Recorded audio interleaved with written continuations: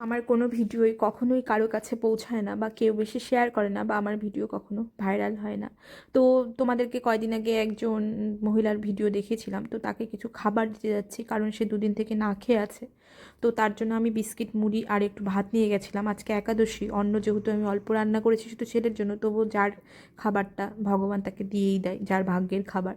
তো তার জন্য আমি তো বিস্কুট সে নেবে না, বললো আমি বিস্কুট নেব না, তো মুড়ি চানাচুর যতটুকু আমার ঘরে ছিল ততটুকু আমি দিয়ে এসেছি। আবার বলেছি কালকেও আমি তোমাকে খেতে দেবো, কিন্তু ওনাকে আশ্রমে দিয়ে আসা হচ্ছে।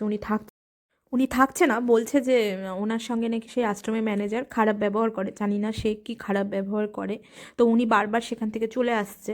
আর আমরা এনজিওকে ফোন করেছি, এনজিওরা এখনও আসেনি, জানি না কেন। তো তোমরা প্লিজ, সে বলছে খড়গপুরে তার বাবার বাড়ি, সেখানে সে যেতে চাই। তোমরা একটু তাড়াতাড়ি শেয়ার করো ভিডিওটা, যাতে সবার কাছে পৌঁছায় যায়। তোমাদেরকে আমি জোর হাত করে বলছি, আমার জন্য না, এই মহিলাটার জন্য তোমরা হেল্প করো।